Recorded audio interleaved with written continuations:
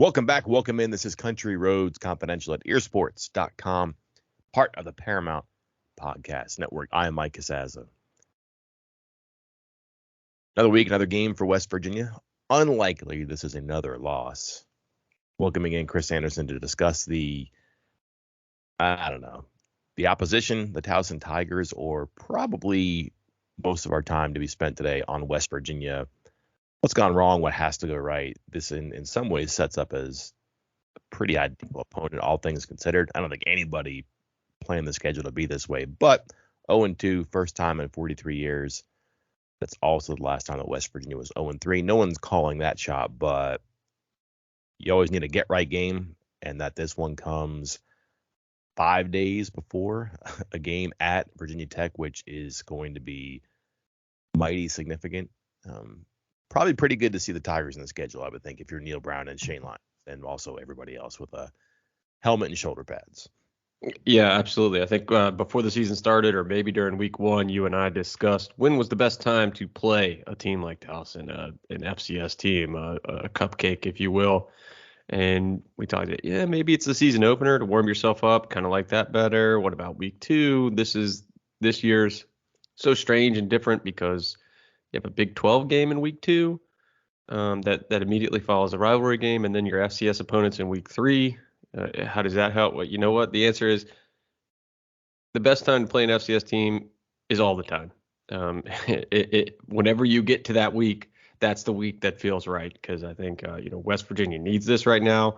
I know from the coaching perspective, from the fan perspective, from the analyst perspective, whatever every other perspective there is, there's not going to be much to take from what you see on Saturday. They're better.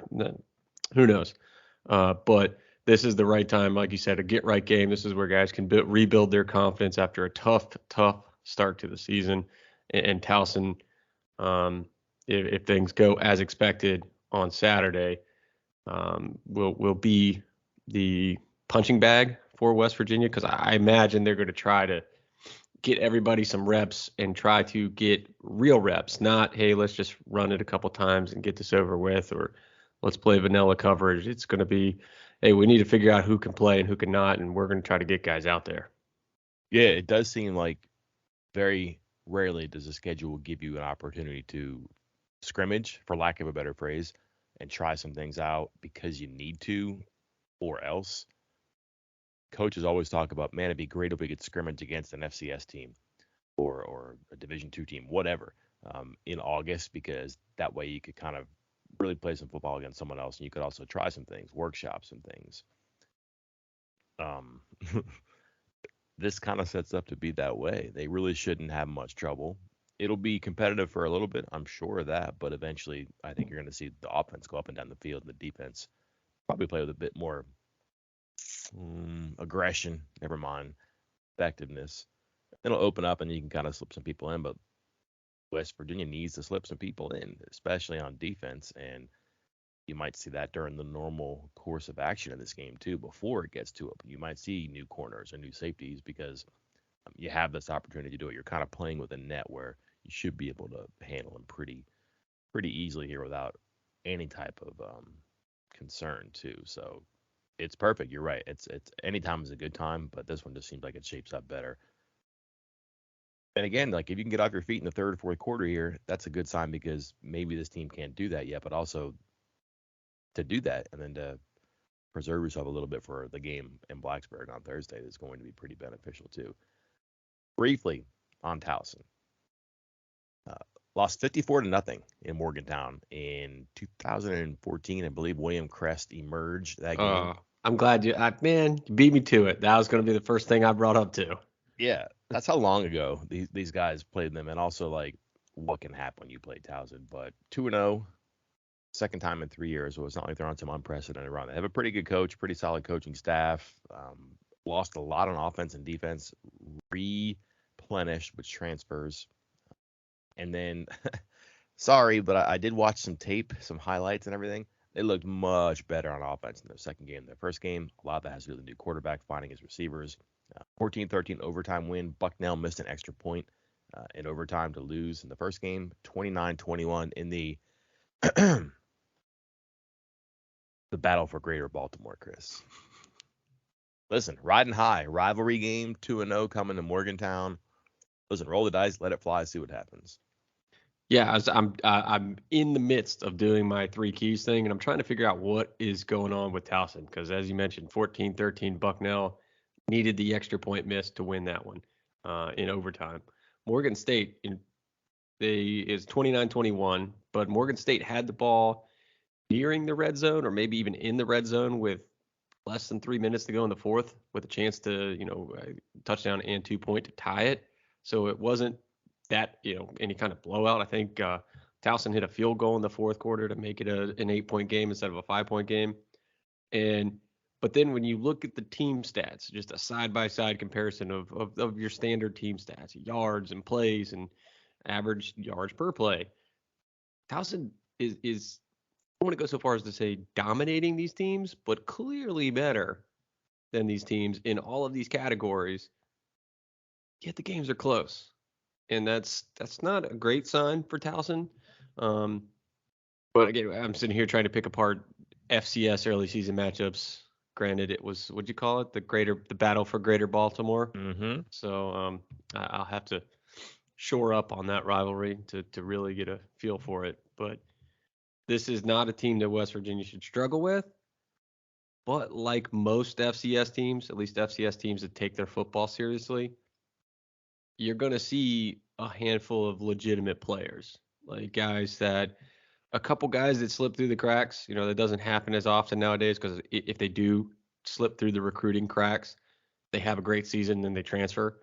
But also a lot of guys that are bouncing back from Power 5 programs, not just FBS programs, Power 5 programs. You roll through their roster, Mike.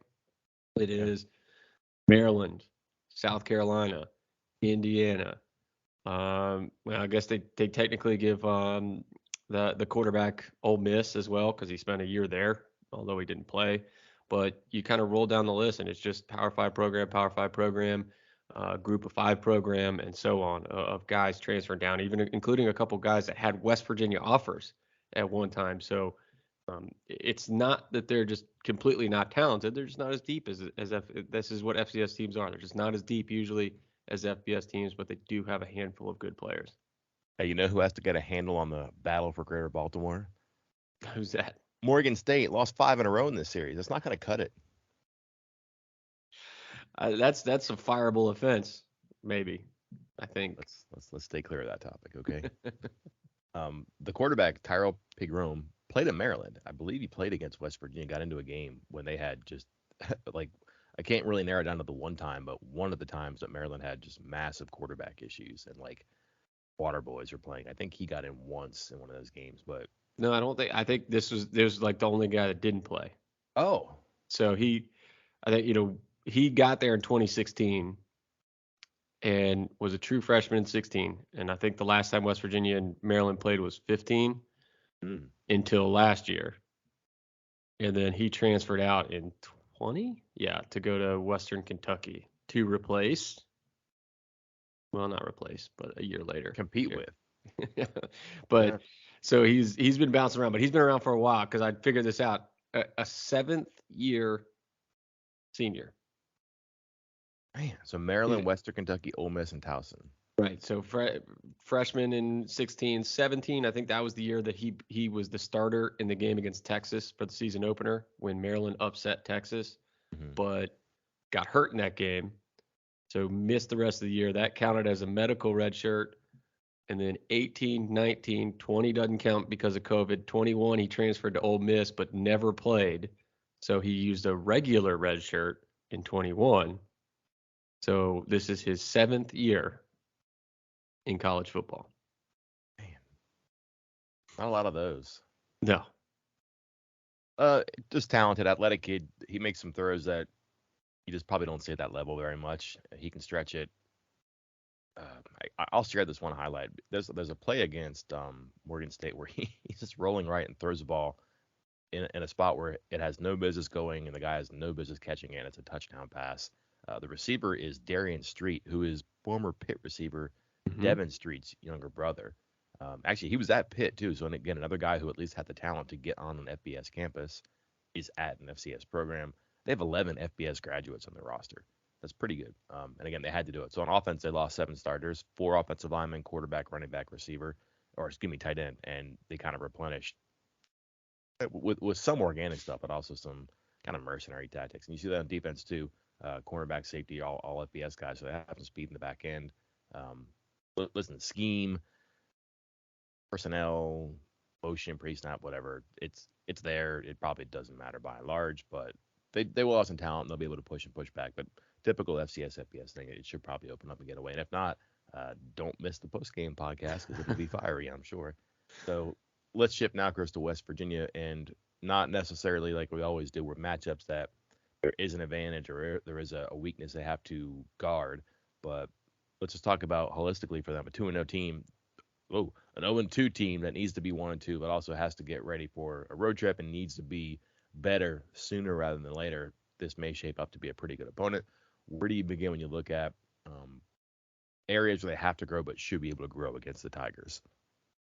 First off, the offensive line, who I thought was okay, both games, they have to be stellar on Saturday. This is one of those games where you should be so much better than the opponent that now this is about concentration and technique and desire, honestly. And anything that at any point, if Towson is getting pressure on the quarterback without wild blitzes or something like that, then that's going to call into question again a desire on that offensive line or just flat out skill. And I hate to say that with an FCS opponent, but you shouldn't be having issues on that front. And again, I think the O-line has been okay. It needs to be better. And this is just one of those games where they should cruise. They should cruise in this game, and that's not something you're going to often say about West Virginia's O-line right now.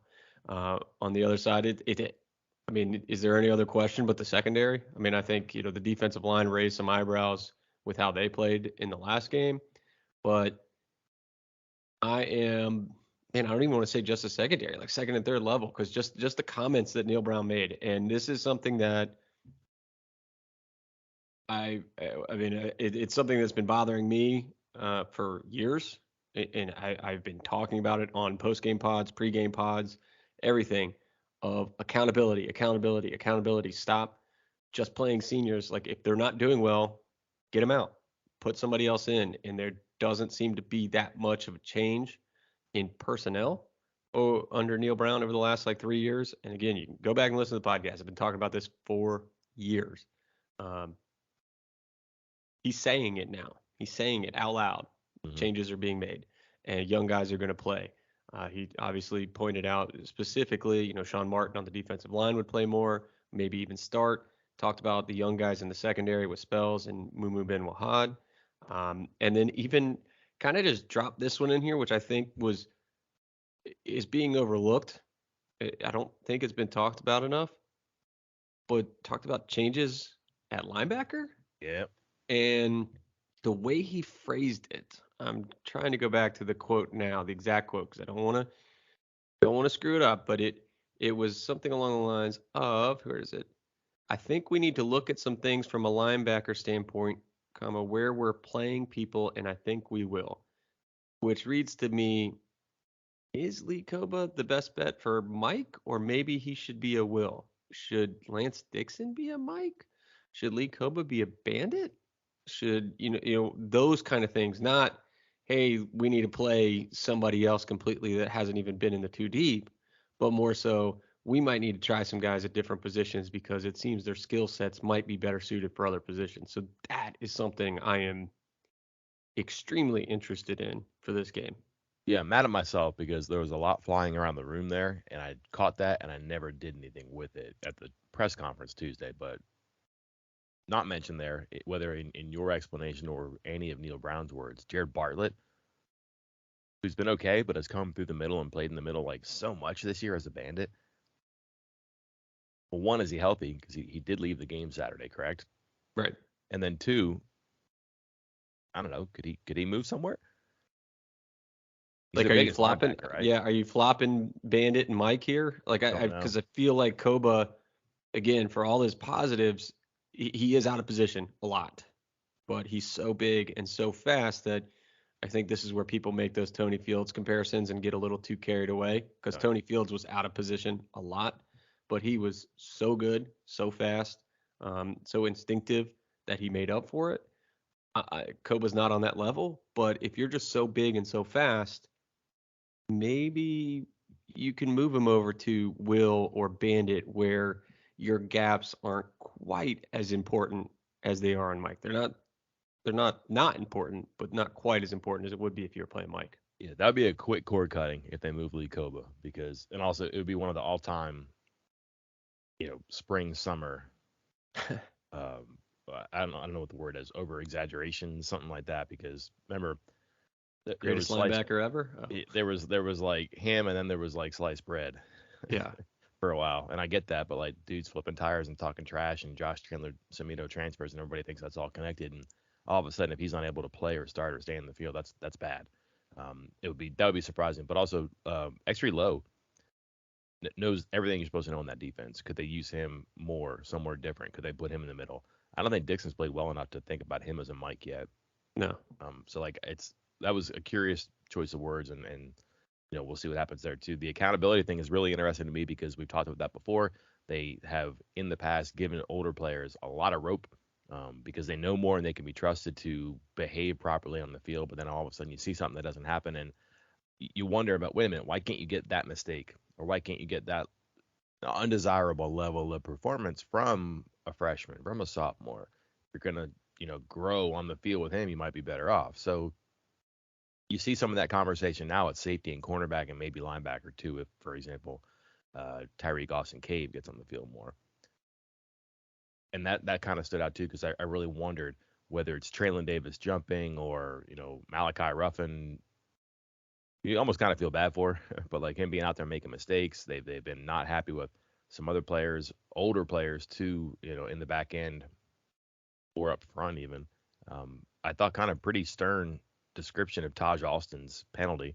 And when I was writing something the other day, I was like, when you talk about accountability, how do you overlook this penalty? And then Brown was pretty harsh about that penalty, called it selfish, needless, didn't have to do it, cost the team a whole lot. So yeah, I think that's something you look for here because if you can't do that against a team like Towson, when are you going to do it? So, is Victor Wickstrom your third tight end? That's small, but there's some accountability to those penalties and drops for Traylon Davis. If you're worried about Taz Alston and making mistakes and costing your team the game, you send a message here by starting Sean Martin, who has probably earned a start or at least play a heck of a lot more with the way he's played. And you can have that conversation about mistakes across the back of the defense there too, from the linebacker spot to corner and safety too. So I think that's probably promising, and that gives you a reason to kind of pay attention to who's in the field and what they're doing Saturday. Yeah, absolutely. I think that Austin thing was one of the other things that caught my eye. Not because, not because I've been saying since July that Sean Martin was a guy that capital P people were talking about, and here he is. But I'm trying to remember the last time Neil Brown came out and just laid into somebody about a play, not like publicly, And I'm not saying it's bad. I'm not saying him calling out Austin for that is bad. I don't think that is. I mean, I'm of the belief, you got to be tough on these guys all times, not just when you're losing. But so him coming out and saying something is not a problem to me. But I'm trying to remember the last time that happened, and I'm wondering, what triggers that this time around? The 0-2 start, lost to Kansas, all the outside noise, as he put it, or is this something that has just been such a repeated problem? These dumb penalties, this dumb S, as JT Daniels calls it, and then finally Neil Brown was fed up with it, and this was his opportunity to kind of make a statement. And then, as you noted, Sean Martin starts on Saturday. That's the second half of that statement right there, and maybe it'll um, I don't want to say instill fear in the other players on the team, but kind of make it clear, like, hey, we're done screwing around. You screw around now, you make mistakes, you make mental mistakes, selfish mistakes. That's it. The next guy up. Boy, this is going to be interesting. He said that you can't sugarcoat these things, and I think maybe you wonder about that in the past. Had he had the staff done that, it's a different time. I get that things are much more urgent now. And again, 0-2 is 0-2. You can't sugarcoat it, but this is now like rip the band-aid off kind of stuff, and that's what is prescribed for the situation. It's certainly tough talk, but will it be followed up on in the game? Don't know. We'll see. If it's the same starting 11 and there's mistakes that happen, we'll go. But just a lot of stuff so far has been kind of incongruent too. I think about, for example, cornerback like Ruffin. I'm not sure Ruffin should have been out there. Probably shouldn't have stayed out there. But when you think about, by and large, they're going to base their playing time decisions on practice. And he must have had the best week of practice over Jacoby Spells and Mumu Bin Wahad and Andrew Wilson Lamp. All guys who we were told were going to compete for it. We're going to get there, and sooner than later with them. But it was going to happen. Ruffin has a bad game, plays every snap in the first half. But you think about why Bin Wahad got in after McCormick got ejected against Pitt, and it's because, well, he played at a competitive high school and been here longer. He's ready to go. That guy couldn't get in the field against Kansas in the first half. Yeah. So it doesn't even out. So now you hear these things, and maybe it's reflexive of an 0-2 start, and people wanting to hear about changes. Will they actually follow through and do it? How much of the explanation matches up with the execution, we'll see. Don't know, but that's certainly a really good question to have. And again, if not now in an 0-2 game against Towson, when? And this is maybe when you start to see some changes. And again, I guess to your point too, it probably does start up front. If you think about all the stuff they talked about before, the identity of their team was going to be their offense and therefore their offensive line. And it's been okay. It has been good. They're going to see an FCS or defensive line that does have a ton of transfers on and older players. Not sure how problematic that should be. Towson has given up about 5 yards a carry against, again, Bucknell and Morgan State. Maybe this is a game where they really do figure out a greater organization of Tony Mathis, C.J. Donaldson, and Justin Johnson. Hot hand sounds good, but got to heat one of them up. You got to figure out which one to heat up first, and that may be changing for them. Yeah, the running back choice is going to be an interesting one. I don't know if you're going to get an answer against Towson, but I'm with you. You're going to have to find an answer sooner or later, and because I feel like Donaldson's one half of your running back attack. I'm not sure you can truly go three. Again, I mentioned how it just seemed too hard. Yeah, because the way it worked last game was like the first half was like a 50-50 split between Mathis and Donaldson. And then the third quarter started Donaldson, and then all of a sudden it was a flip to Johnson, and Mathis was nowhere to be found. And then all of a sudden Mathis is getting snaps again in the fourth quarter after not getting snaps for the last, of real time hour and a half. And it's like, well, now he's cold. And so, yeah, it's hard. Three is hard. You have to find two. And feel confident in saying that Donaldson is one, obviously. Now it's a question of who's number two. They don't. Yeah, I guess that's. Yeah, they have. Do they have two? Is my thing now, because you have one for sure. That's a very good point. Yeah, so we'll see. Again, if not Saturday, when? And this is a game that theoretically Mathis should be able to get back to square shoulder running downhill. He probably has picked his hole too much. Which way am I going to go? Where's the crease? Oh, this one's over here. Maybe I can bounce outside and do it. Donaldson just sees it and hits it. And I thought Johnson played pretty well for coming in cold in that second half. And that was the one guy I heard a lot of very good things about coming out of camp, apart from Donaldson, of course. But just they're very calm and confident about Johnson, and maybe that was the beginning for him there too. How big can Bryce Ford Wheaton be? How high can he go against them? Well, I like you could pick your number. Right. As I say, you could, but ideally, I think what's best for him, what's best for West Virginia, what's best for this offense is 7 for 90 with 2 touchdowns, and he's not playing the second half. Like that's ideal.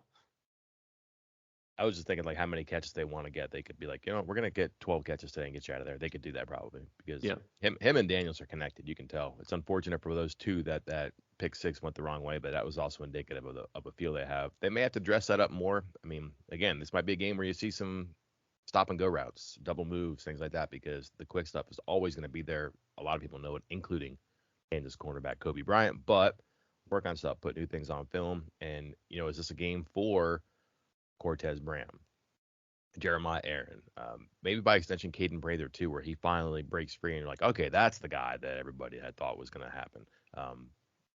Ford Wheaton's kind of a man. This seems so weird to say about Bryce Ford Wheaton, but it certainly is a compliment to him. But he just seems kind of known at this point because of the quarterback and the relationship those two have. Probably time to whip up some complementary pieces here too. And however long Daniels is in there too, which leads me to this, Chris. This game is, I don't know, 34-7 in the third quarter. Yeah. Kind of bringing it back up. How does it go? Yes. You talking about the quarterback? You want me to put in a prediction for who's coming in as the second quarterback? I think I know the answer, but go ahead. I mean, we've seen Garrett Green get in, but I can't help but notice. And what is it you always say, Mike? Don't pay attention to the answers they give to questions, but rather the answers they give on their own, or however you phrase it. Yeah, pay attention between who's asked about and who's talked about. Right. They have mentioned Nico Marchio. Oh. Pay attention to that backup quarterback question from yesterday to Graham Harrell. It was a general backup quarterback. Hey, how are the quarterbacks behind Daniels developing? Something of that nature. And then Harrell spent 2 minutes talking about Nico. And depending on how you want to look at that, there's one of two ways in my mind that I'm looking at it, and I'm not sure which one it is. One, it's, oh my God, we have to say something about Nico to try to keep him around. Because, you know, he's third or fourth on the depth chart, and we can't have him transfer. He's the future of this program. Two, he's the number 2 quarterback already. And he's going to be the second guy out there on Saturday. I think it'll be Green in this situation. Right. But I bet you that he gets if he goes down and scores right away. That's it. Yeah. Like, okay, cool. That's what we thought you could do. Now let's see what Nico can do, because it wasn't even Harrell. Like, Brown said something himself about, oh, I was talking to Nico today about how much better he's getting and how good he's looked in practice. You're like, well, sir, I was asking about special teams. As I do, right? But it just came out of nowhere a little bit. You're like, well, that was odd too. And then all Harrell said something too. So there must be something about him and his scout team action and his I don't know if it's Sunday Night Football or Monday Night Football they do now, but there must be something there that they're watching him grow and all right, we want to get this guy ready for something soon. So that'll be worth watching as well. Anything else about these matchups here, Chris? Whether it is Towson putting a little fear in you or West Virginia trying to get back on track on one position, one side of the ball. Just one thing real quick for me, and that's it. And it's this, you talk about a get right game, and it could be a get right game for everybody. If this isn't a get right game for West Virginia's pass rush, there might be a little bit of concern, because Towson starts a true freshman left tackle. Yeah, stop right there. That is wild.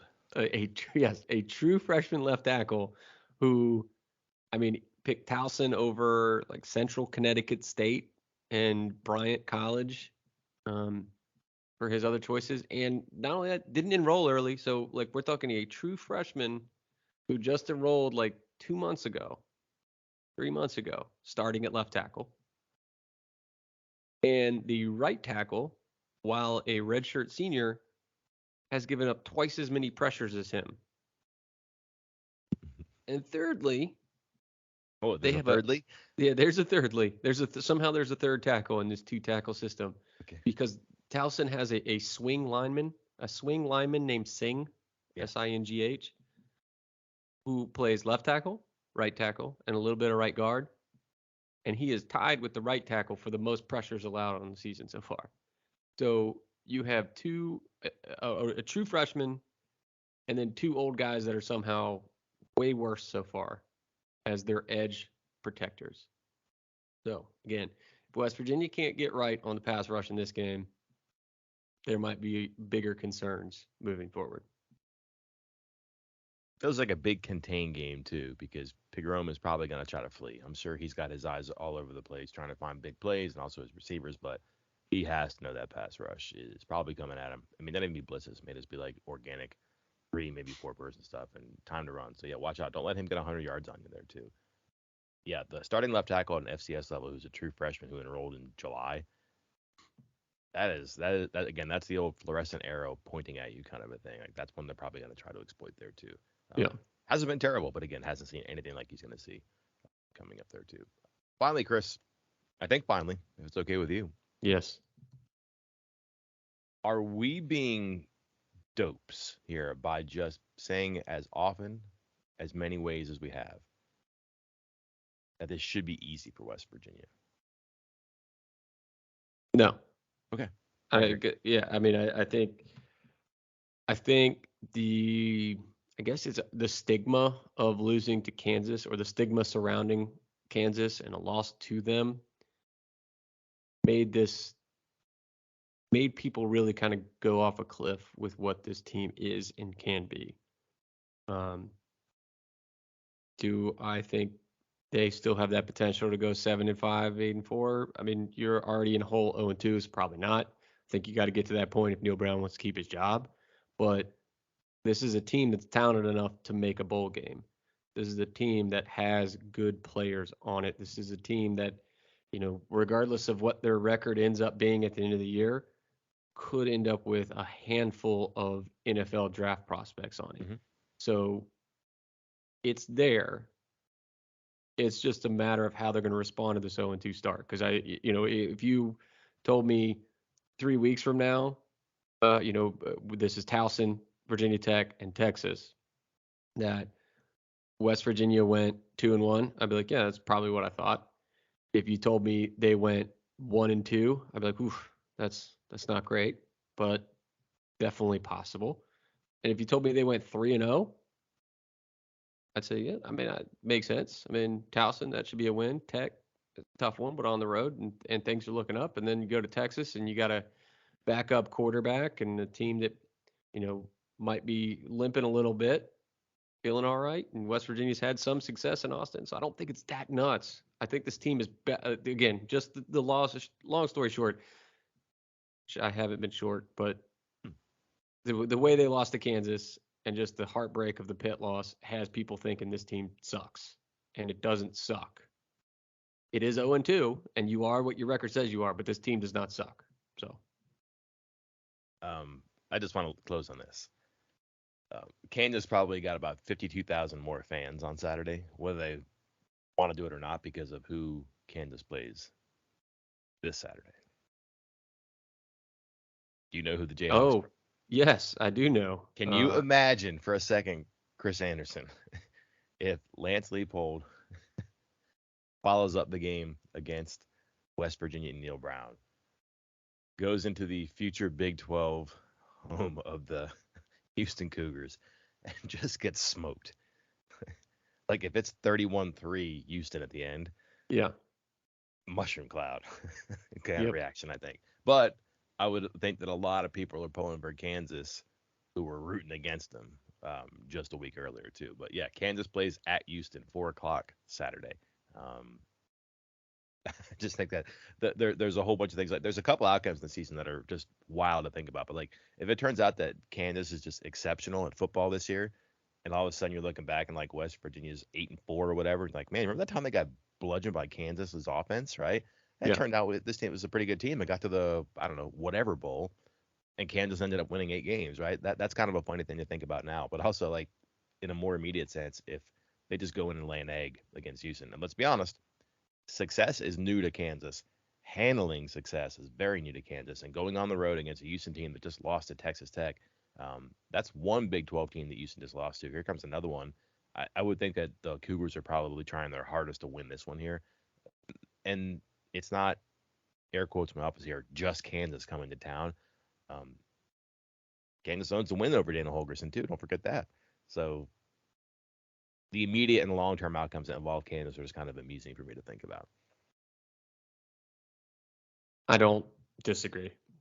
I don't know how I didn't notice this before the game or before the season started, that it was a back-to-back matchup like that. But as I was perusing through for the charity bets this week, I saw that and was like, whew, oh man. And I thought the same thing as you. Houston wins that by 3-4 touchdowns, that's somehow going to like reverberate back into Morgantown and cause even more problems.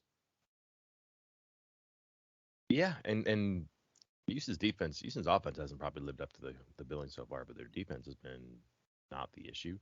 Have you seen the over/under for Kansas Houston or the point spread? Was it Houston by like a touchdown or 8, something like that? 8.5? No, I think it was 10.5, wasn't it? Oh, was it 10.5? Yeah, I'm looking Okay. at 10.5 right now, so not a whole lot better than last week. Kansas West 5-0 against the spread in the last 5 games, though. West Virginia and Houston, even in Vegas's eyes. Is that what you're telling me, Mike? That's all for today. Compact episode here. Unusual opponent, we know that, but the regular week coming up, we'll have Chris's 3 key matchups. We'll have my fresh set. This is the preview podcast, so a lot going on outside, but we're going to keep everything on the field as well. Actually, we're not going to keep everything on the field, but we're not going to forget that the focus is the stuff on the field. But yeah, a lot of stuff going on outside too. Whispers, rumors, something, nothing. We'll see. Got a pretty good idea where you can find the best information, but that's just me. I mean, I was about to say, I was like, you've already seen some places try to put up hot boards and all this stuff. Please, please, please, please keep in mind, it talked about how this hasn't happened before. It did kind of, sort of, after the Holgerson thing. And for those who were around all those 5 years ago, 4 years ago, it lasted a week, maybe 2, because I think there was a few days leading up to, because Dana and his agent were kind of holding out until January 1st for obvious reasons, but lasted 10 to 12 days, and every single piece of information that was posted at Ear Sports was correct. It was on time. You did not see us put up 18,000 different hot boards and change it every other day with different names. Had it all. One place, accurate. Just keep that in mind as you're looking around for information this time. What was the coach that people were like, why don't you have an assistant coach hot board? And we're like, that's because they're going to hire blank. And like a day later they did. I can't remember what assistant coach it was. I can't either. On the staff, was it Jeff Coons? It might have been. And I remember, was it because the Jordan Leslie one was, we were on. I think that was a funny story that maybe one day tell. And yeah, I don't know. I think people were pushing for this assistant. I mean, we had an assistant coach hot board, and I think like the first edition, I don't know. There was another hot board that was out there that had 246 names on it, and then claimed at the end that they got like 6 of them right. So good job. Every name they interviewed was on this board. Okay. Yeah, but I don't know. Yeah, listen, and if you can't get accurate information on things like, I don't know, the buyout, consider the source. That's all. Don't forget, the buyout does not crater. It does not fall off a cliff on January 1st. It's prorated. The buyout is lower today than it was yesterday.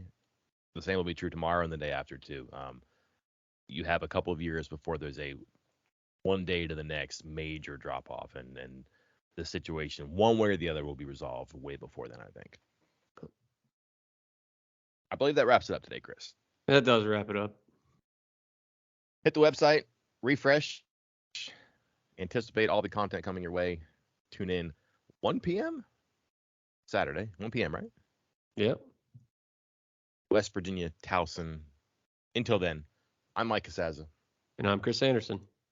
Talk to you next time.